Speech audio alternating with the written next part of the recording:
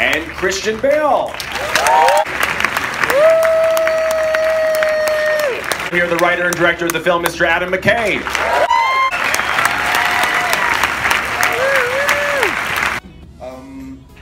I don't know that I ever have come to believe it's a good idea. Really, it is. I did get told that Adam, my agent, has said, "Oh, Adam wants to send you something. What's it about?" It's about Dick Cheney, and I thought, "Oh, I wonder what part he's thinking of me for." And then we just had a deal, because it's of course it's a crazy idea, isn't it? It seems like a typo to say Christian Bale as Dick Cheney. But it was also an almost impossible challenge. Like, it's sort of just within the galaxy of possible, but about to leave that galaxy, right? So that was exciting to me. Like, really? You know, he's a smart guy. I had a great time on The Big Short. Really? You think I could do that? And so it was an interesting thing of, can we actually achieve that, and the challenge of that? And then we were up against the clock, as we always are with any film, you know, and we just had a deal. I said, all right, can you let me sort of just move along, and we'll do, yes, you know, working with the wonderful Greg Cannon and Chris Gallagher, who did the prosthetics, and me just doing my research and trying to, absolutely, please give a round of applause. And me doing my research and sort of then getting close to the point where it's like, Christian, you've got to say you're in or you're not, you know? Which also, he knew, I think, me, that by the time I was that far in, I was like, I'm in no matter what, even if this is going to be the worst mistake and worst casting ever, I'm in, you know, with that. But he's batshit crazy and brilliant, and that's just a wonderful combination for a director. Obviously, it lives or dies by how convincing you are as Dick Cheney with not only the prosthetics, but say in the movie, or are you like practicing ordering in and out in the voice of Dick Cheney? No, all the time. Doing that all the time. Actually, it's quite funny. I was just showing a friend of mine. You know, on your iPhone, how you get. They said to me, "How did you study that?" I said, "I just watched him endlessly. I just watched endless documentaries and interviews with him and photographs and all that." And you know, on your iPhone, the way that it gathers together the most popular people that you photographed, right?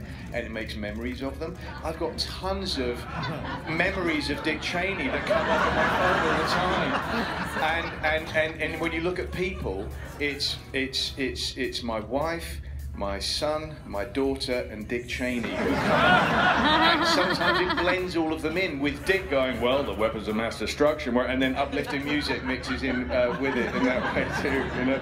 But to definitely taking the pressure off, the idea was that, right, an impression kind of gets dull after maybe 10 minutes. It's fascinating, brilliant, you know, people do it. I'm not very good impersonator in that manner, but we were just hoping for the essence of the manner. Do you have plans to delete those pictures off your phone? Strangely, I'm a very confused person when it comes to Cheney, because I have very good memories of making this film, so I do look at Mr. Cheney and go, good times. You know? Amy, obviously for most of you, although not Tyler, which we'll get to in a second, you weren't exactly talking to the people that you're playing much, or if at all. I was so fascinated by your portrayal of Lynn Cheney as kind of like the puppet master behind the puppet master, almost like a stage mom in really interesting ways. What were you excited to kind of go for and bring to this amazing character?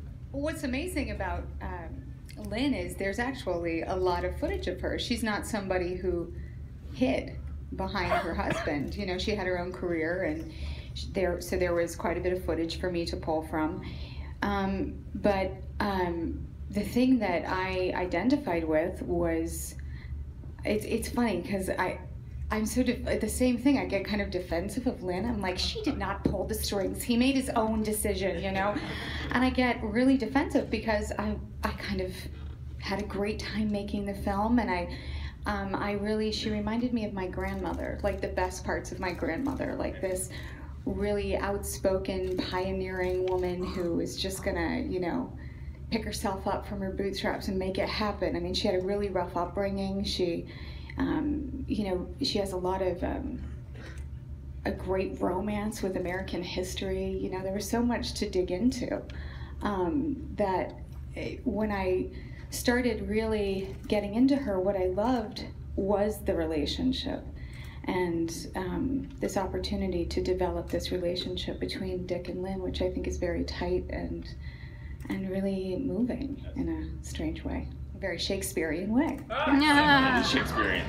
Well, first when I got the call, I said, wait, what? I was like, Christian, like, is that a typo? Tyler Perry's Colin Powell? I'm like, come on. I can't see it, but let's figure it out. So I called him because I wanted to just be respectful. And there, in the African American community, there are very few heroes that we look up to, and he is one that is revered. And I wanted to make sure that if I did this, it would honor him. So we had a great conversation. The first thing he did was, "You need to read my book. Once you read my book, we'll talk." So he sent me the book, and I read the book, and I thought, okay, this is going to be really, really great. So I was very, very honored to be a part of it. Are you excited for him to see it? Or are you nervous? Worried. That's a phone call that I'm looking forward to because I think I personally think that he's going to enjoy the movie a great deal. But when you're portraying someone who's living, you know, it's pretty interesting. It's pretty interesting. You never know what their opinion will be. I am not looking forward to the phone call with Your phone call. That's right. I'm with you. I'm with you.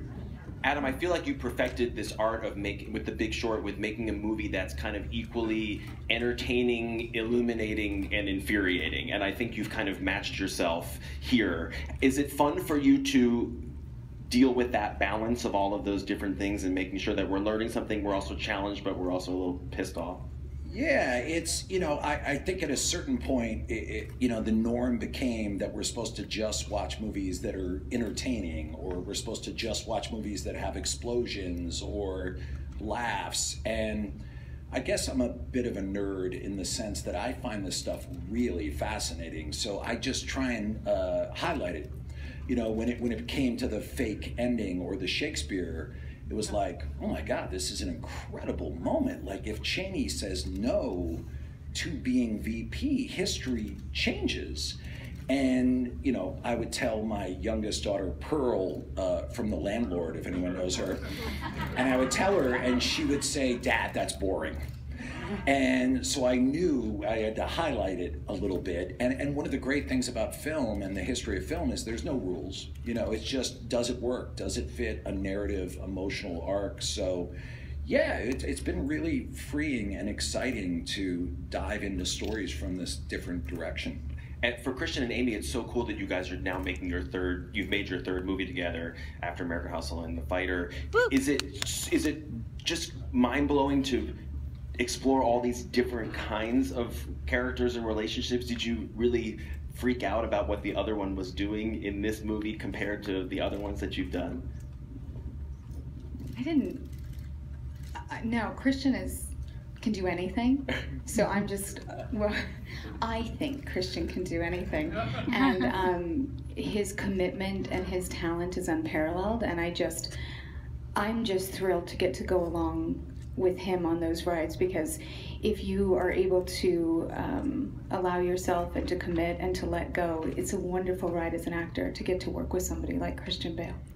And absolutely, likewise with Amy, you know, you don't get better than Amy.